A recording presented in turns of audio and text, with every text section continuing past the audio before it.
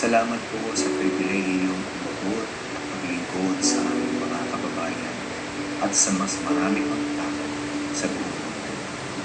Patuloy po namin dalangin ang iyong pagsama at pag-iingat nang sa gayon may pagpatuloy po namin ang iyong layunin maisulong ang iyong kaharian dito sa lupa.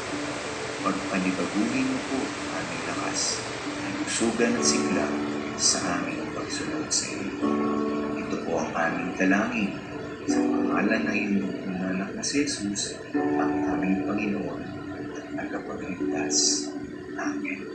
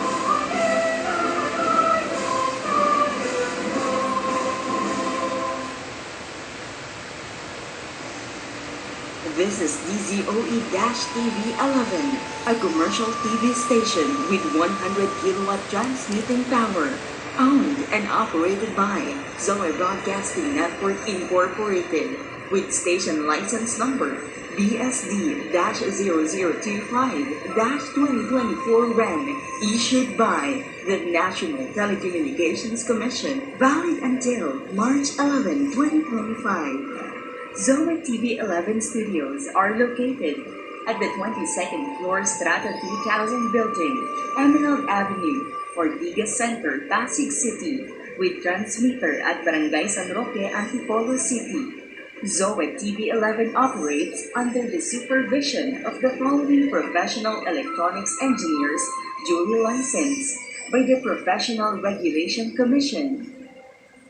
Engineer Antonio T. Soriano, PECE number 42. Engineer Vincent Girong Quirjo, PECE number 1199, and carried out by the following electronics and communications engineers and technicians, duly licensed by the Professional Regulation Commission and National Telecommunications Commission. Engineer Rachel Ann S. Roque, PCE number 66327. Engineer Jed Edison C. Zapanta, PCE number 62739. Engineer James Stephen M. Pabros, PCE number 70940. Engineer Abraham G. Aragon, PCE number 63291. Engineer Jimwell M. Callejo, PCE number 75471. Engineer Jack Michael B. David, PCE number 68369. Charlie F. Perez, 06-1PHN-23257.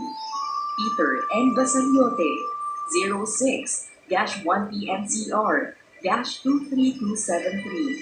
Gerard Lawrence O. Sandagon, 06-1PV-23313. All programs telecast on this station have been approved by the Movie and Television Review and Classification Board and are seen via satellite on 5 stations nationwide: DTV20 Cebu City, DTV20 Guimaras, DTV20 Cagayan de Oro City, DTV20 Davao City, DTV32 Baguio. This is Zoe TV 11. Now signing off.